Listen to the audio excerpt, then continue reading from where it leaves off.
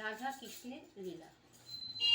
সর্বতমঙ্গল রাধে বিনোদিনী রায়, বৃন্দাবনের বংশীধারী ঠাকুর কানাই। একলা ঘাটে যমুনাতে জল ভরিতে যায়, পিছন থেকে কৃষ্ণ তখন আরে আরে চায়। জল ভরো রাধে ও গোয়ালের ছি, আমার কলস পূর্ণ করো রাধে বিনোদিনী।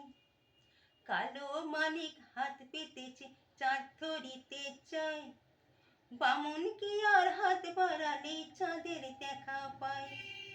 কালো কালো করিস নীল ও গোয়ালের ছি, আমায় বিধাতা করেছে কালো, আমি করব কি।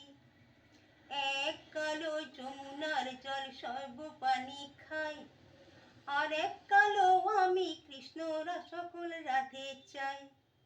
এই কথা শুনিয়া কানাই বাঁশি হাতে নিল, সর্প হয়ে কালো বাঁশি রাধেকে দংশিল। ডান পায়ে দংশিল রাধের বাম পায়ে ধরিল, মরলুম মরলুম বলে রাধে জমিনে পড়িল। মরবে না রাধে মন্ত্র ভালো জানি, দু একখানা ছাড়া দিয়ে বিষ করিব পানি। এমন অঙ্গের বিষ যে ঝাড়িতে পারে, সোনারে যৌবন খানি দান করিব তারে। এই না শুনে কানাই তখন বিষ ছাড়িয়া দিল, ঝেড়ে চড়ে রাধা তখন গৃহে বাসে গেল।